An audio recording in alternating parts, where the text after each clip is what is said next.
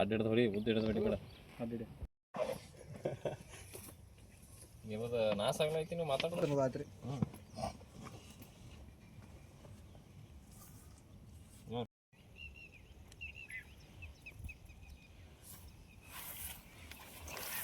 ಅದಕ್ಕೆ ಟೈಮಿಂಗ್ ಇಟ್ರಿ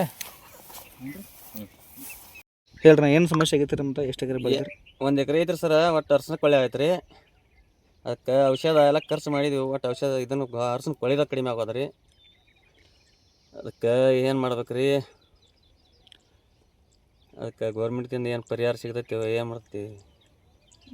ಎಷ್ಟು ಎಕರೆ ಐತ್ರಿ? 1 ಎಕರೆ ರೀ. ಬೆಳೆಗೆ ಎಷ್ಟು ಖರ್ಚು ಆಗೈತೆ ರೀ? ಹೆಂಗೆ ರೀ? ಬೆಳಿಲಕ್ಕೆ ಎಷ್ಟು ಖರ್ಚು ಆಗೈತೆ ರೀ ಅಮೌಂಟ್? ಬೆಳ್ಯಾಕೆ ಒಂದು 40-50 ಸಾವಿರ ರೂಪಾಯಿ ಖರ್ಚು ಮಾಡಿದೆ ಸರ್. ಆಗಿ ಗೊಬ್ಬರ ಕಾಂತ. ಹಾಂ ರೀ.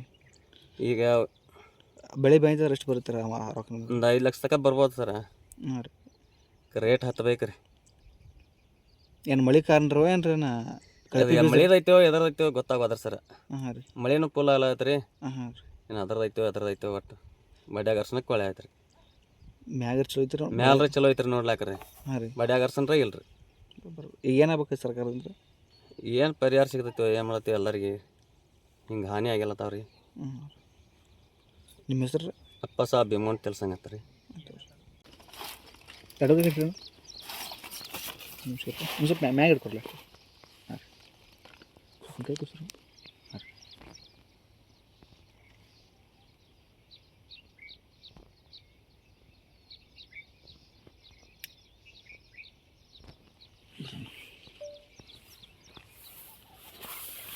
ಸಂಕಲ್ ಬೈಟ್ ಕೂತ್ರಿ.